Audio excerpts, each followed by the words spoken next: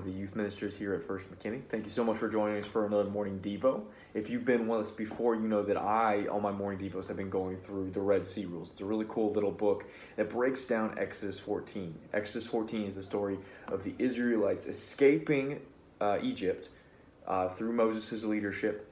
And as they're escaping Egypt, they come to this point where they're blocked in between the Red Sea and an army that's pursuing them. It's a really dramatic and very scary opportunity for the Israelites. They're looking, they don't know what to do. They actually look to Moses, the person that has led them out of slavery, and say, why did you do this to us? Like, why did you take us out of what they call a good place, slavery, where they were given food, and bring us out to the desert to die?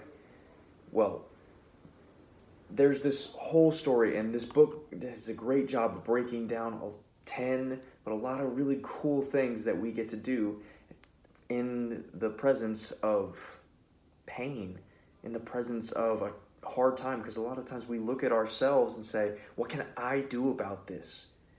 And we rarely ever turn to God and say, God, will you do something through this? The story of Exodus 14 is they pray to God after they're being chased, and God does this marvelous miracle of opening up the Red Sea so they can walk on dry ground through the Red Sea. Not on top of, doesn't lead them around, but through the Red Sea. It's an amazing story. If you haven't read it, please go check it out. Again, Exodus 14. But today I want to break down one chapter of the Red Sea rules. And this one is simply titled, The Fourth Red Sea Rule, Pray. That's backwards. I know you can't read that. But prayer is just of extreme importance. The book says, sorry, I took a pause there. Their fear set them praying, and it was a good effect of it. God brings us into straits that he may bring us to our knees. They were brought to a space in Exodus 14. In Exodus 14:10, it says, when the Pharaoh drew near, the children of Israel lifted their eyes and beheld the Egyptians marching after them. This large power of the day, a supercharged army is coming after them. So they were very afraid, and the children of Israel cried out to the Lord. Sometimes we're in troubled times so that we're pushed to pray.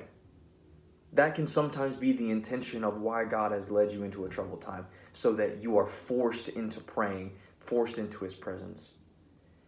This season is filled with troubled times of being locked in our houses. Some of us are being let out. Some of us are still in quarantine. Some of us are going back to school, and there are all kinds of troubles that happen there just being back in a school environment. But God is allowing these things. He has placed you. Again, one of the first Red Sea rules was God has placed you where you are for a purpose. And sometimes that purpose is so that you may recognize that you cannot do the work yourself. With all of your strength and all of the things that have been given to you, technology, all your wits and everything that is going on within you, sometimes God has put you in a situation simply so that you can recognize that you can't do it all and that you need help. And that's what prayer is for, so that you may reach out to God and say, God, I cannot do this by myself. I'm not strong enough. I'm not good enough. It's a humbling experience of knowing that I cannot do this. God, will you please help me? Will you please do a work in here? If today is a rough day, and most days are, so a lot of days have a lot of challenges. Every day has a different trial. Reach out to God. Take this moment to stop and pray to God, that he may aid you, that he may speak to you, that he may reveal what he is doing in your life, if nothing else, so that you may hear from him. Because God wants to hear from his children. He wants to hear from you because he loves you. Thank you all so much for stopping by today. Please, at some point today, stop and pray so that you may hear from God. Thank you all for stopping by. Later.